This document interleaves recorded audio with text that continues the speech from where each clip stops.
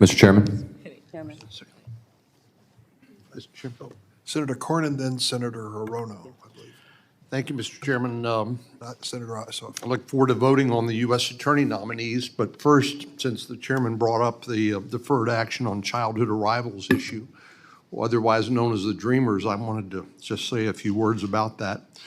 I still remember being part of Republican leadership meeting with President Obama in the White House and begging him not to try to deal with these young people who came here as children in the company of their adult parents who entered the country illegally, but to give Congress a chance to deal with it.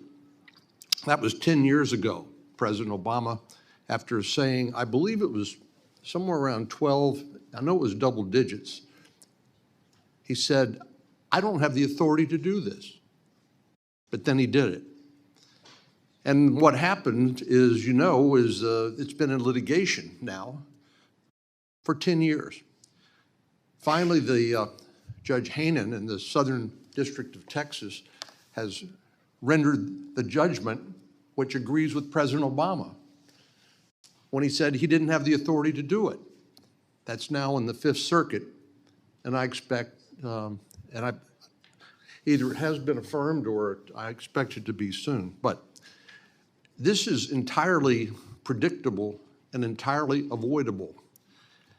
But I'm disappointed. I think Senator Tillis and I were the ones who wrote a letter to you, Mr. Chairman, saying only the chairman can schedule a markup of a bill.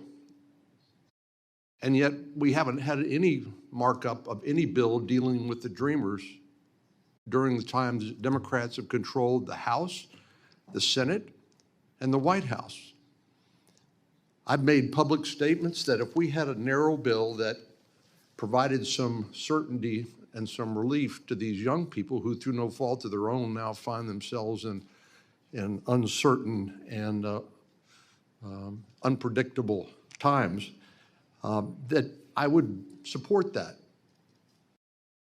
But I agree with Senator Grassley that given the Biden border crisis of the last 2 years and the influx of millions of people across the border and the refusal of the Biden administration and our Democratic colleagues to deal with that, it's untenable for us to be passing any immigration bills that don't address that fundamental problem of border insecurity.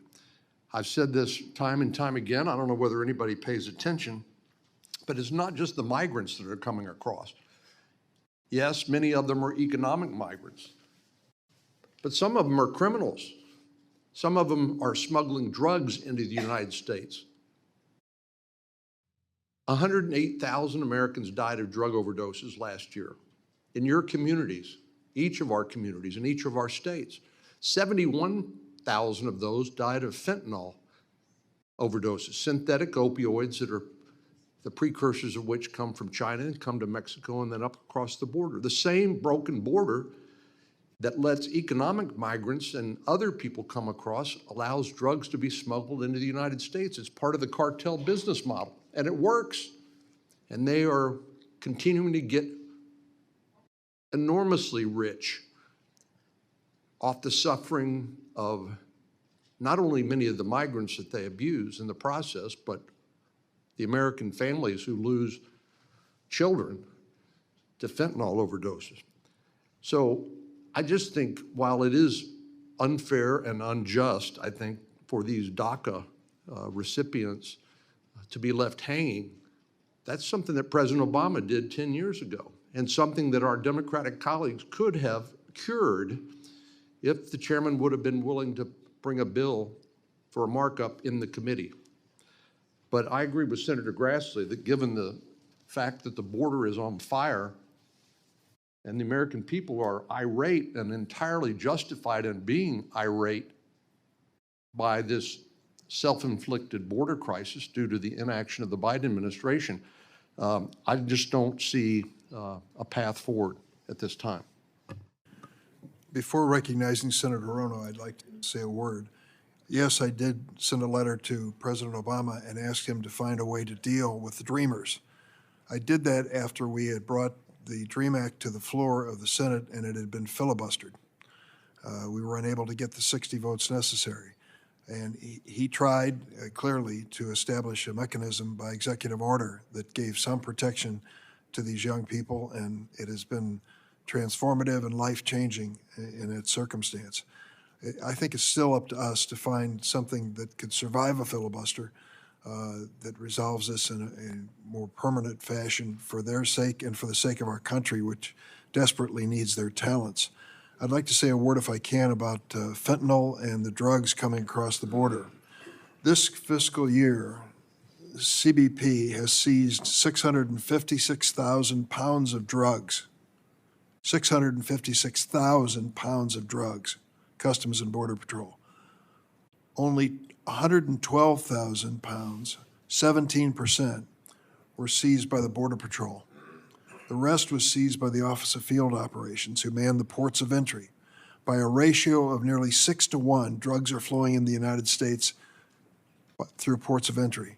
The notion of some cantaloupe-calved messengers who are bringing in these drugs through the border is largely anecdotal and apocryphal. I think that what it boils down to is we need to do both.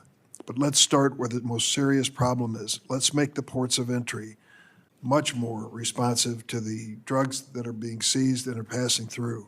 We can do it with technology. When I was on part of the bipartisan comprehensive immigration reform group, we voted for billions and billions of dollars for border security. It isn't as if I'm opposed to it. I'm for it. And I think we can reduce the drug flow into the United States in that fashion. In terms of any negotiations and discussions on DACA, as I mentioned to you personally, Senator, I'm more than happy to sit down and entertain any proposal from Democrat or Republicans that might lead us to a conclusion on this in near term. Mr. Chairman, may I just briefly take 30 seconds to respond? Cornyn. I applaud efforts to harden, so to speak, the ports of entry. There are a lot of drugs that do come across the ports of entry, and God bless the men and women of the Customs and Border Protection that interdict those drugs on a daily basis. But they don't get it all. No. And indeed, there are hundreds of thousands of migrants that are the so-called gotaways that are running away from law enforcement because many of them are transporting drugs into the United States in backpacks. And so I just think that we've talked about these issues for a long time, ever since I've been in the Senate. I know the chairman is proud of the work that he and others did in the Gang of Eight. I think it was 8. And the bill that passed the Senate, but it didn't pass the House. It's not law.